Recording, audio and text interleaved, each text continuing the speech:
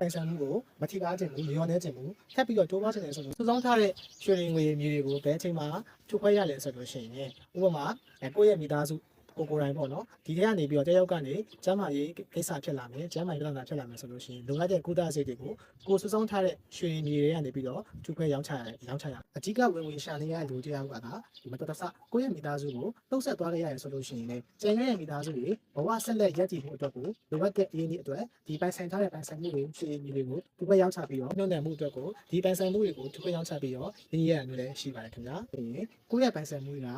အနည်းနဲ့အများရင်းနှက်သွားမှာပြည်လေဖို့အတွက်ပြည်လေစေရဲ့အဖြေကတော့ကျွန်တော်တို့ကဒါကိုယ်တိုင်အတွက်ကိုယ့်ရဲ့မိသားစုအတွက်ကိုအသက်အာမခံကျန်းမာရေးအာမခံမှာကြိုတင်ပြင်ဆင်ပြီးကိုယ့်ရဲ့မိသားစုအတွက်ကိုယ့်အတွက်ကိုကျန်းမာရေးအာမခံအသက်အာမခံမှာဒါကြိုတင်ပြင်ဆင်ထားမယ်ဆိုလို့ရှိရင်ကိုမိသားစုကိုယ်တိုင်ကကျန်းမာရေးကိစ္စဖြစ်လာပြီဆိုလို့ရှိရင်ကုန်ကြမဲ့ကုန်ကြစိတ်ကိုစောနာကကိုစုထားတဲ့ကိုဖယ်ထားတဲ့ပိုင်ဆိုင်မှုတွေကိုထူပွက်ရောင်းချစရာမလိုဘဲနဲ့ဒီကုန်ကြမဲ့စေကူသားစိတ်ကျန်းမာရေးဈေးတွေကိုကျွန်တော် AI မြန်မာကနေပြီးတော့တာဝန်ယူပြီးတော့